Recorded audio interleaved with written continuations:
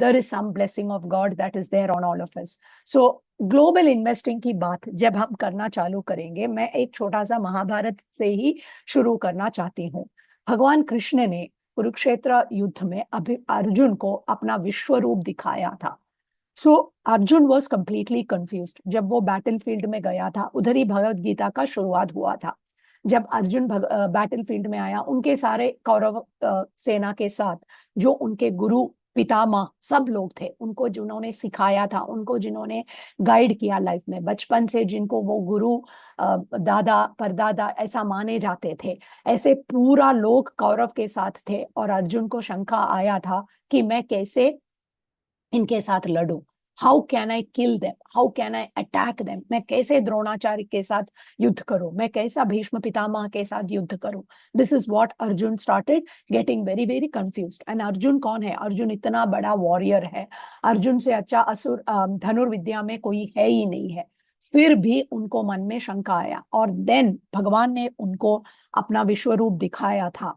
And अपने जो अंदर के आंखों से अर्जुन ने विश्व रूप को समझा है। What did he understand? Life is beginning, it will end. The entire cosmos, the truth of the universe. ये बहुत सारे चीजें. So life, love, affection, enmity, war, युद्ध, everything is part of the entire universe. In fact, बोला जाता है कि अर्जुन घबराया है भगवान का विश्व रूप देखे। उनको बोला कि आप आपका नॉर्मल रूप है, जो मैं देखता हूं, मुझे पसंद है, मुझे फेमिलियर है, उसमें वापस आ जाइए। Now, why did I start with Vishwaroop? Investing is also a Vishwaroop. What we do, what we see, जो हम इंडिया में देखते हैं, जो हम इंडिया में करते हैं, it is a very small portion of the overall equity opportunity that exists. Indian market दुनिया का मार्केट कैपिटलाइजेशन का 4% होते हैं।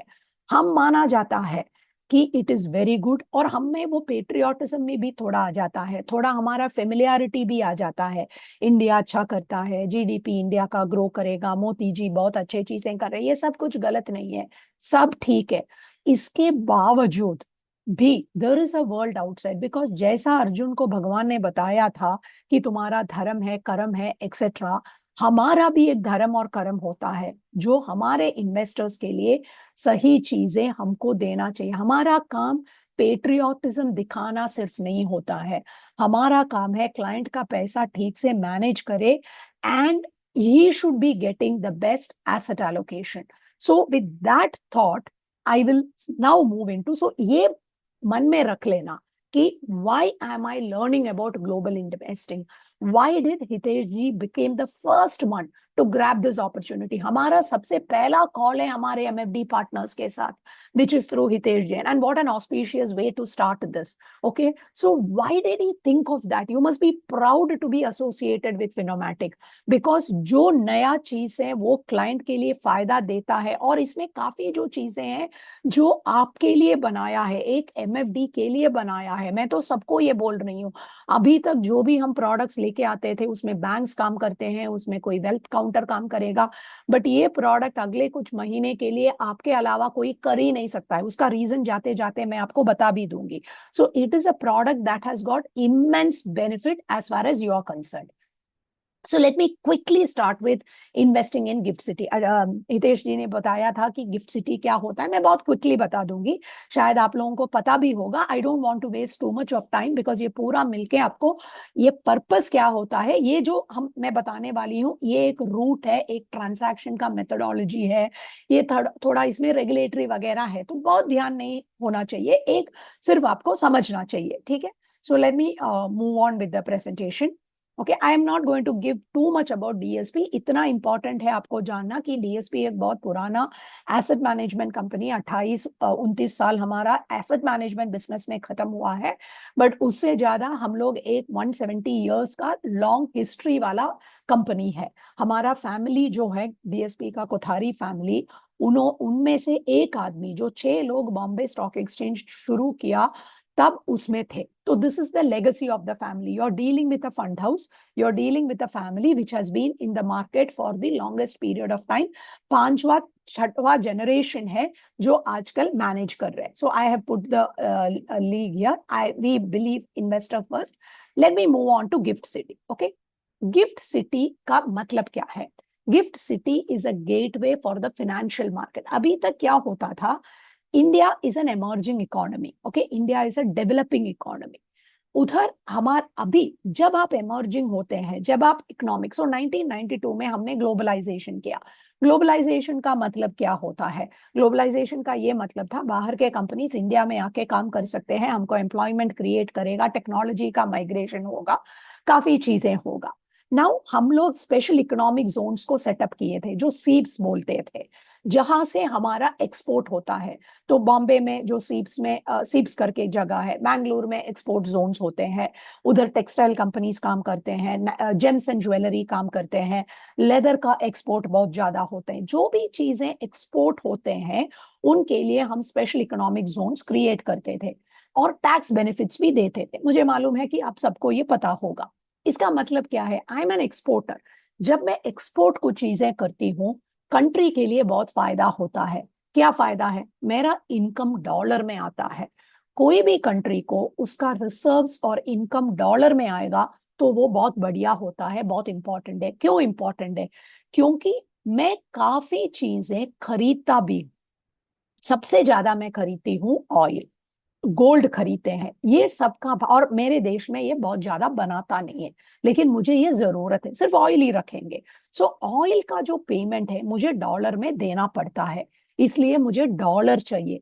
और इजी है, हम लोग अगर ट्रैवल करते हैं, मैं यूएस गई हूँ, सिंगापुर गया है, यूरोप गया है, मुझे रुपया में ट्रांसैक्शन नहीं होगा, मुझे पाउंड स्टर्लिंग देना पड़ेगा, यूरो देना पड़ेगा, डॉलर देना पड़ेगा। मेरा बेटा या बेटी है, उनको मुझे बाहर भेजना है एजुकेशन के लिए, मुझे डॉलर का जरूरत है। बट मेरा कमाई पूरा इंडियन रुपी में होते हैं। So I go to RBI. RBI has allowed some limits, मैं मेरा रुपया देके डॉलर लेते हैं। बट आरबीआई के पास ये डॉलर कहाँ से आएगा? RBI can not print dollar, RBI can only print rupees. So this dollar is something that comes to an economy through exchange of goods and services. IT वाला service export करता है, उसका कमाई डॉलर में होता है। मैं कुछ बना के भेजती, जेम्स एंड ज्वेलरी, टेक्सटाइल्स बना के भेजती हूँ, तो उसका मुझे डॉलर में इनकम आ जाता है। Now this is from a manufacturing setup, special economic zones जो बोलते हैं। इन्वेस्टमेंट का स्पेशल इकोनॉमिक जोन होता है largely GIFT City. So India's gateway to the world financial market में मेरा क्लाइंट को बाहर जाना, that is why the first sentence outbound. और हम लोग ज्यादा टाइम अभी आउटबाउंड की बात करते हैं, बिकॉज आप we are all Indian customers. आपका जितने भी कस्टमर्स होंगे, ज्यादा प्रतिशत होगा थोड़ा बहुत बाहर के customers, but 80 to 90% of your investors will be outbound investors और domestic investors, and you are going to take their money outside.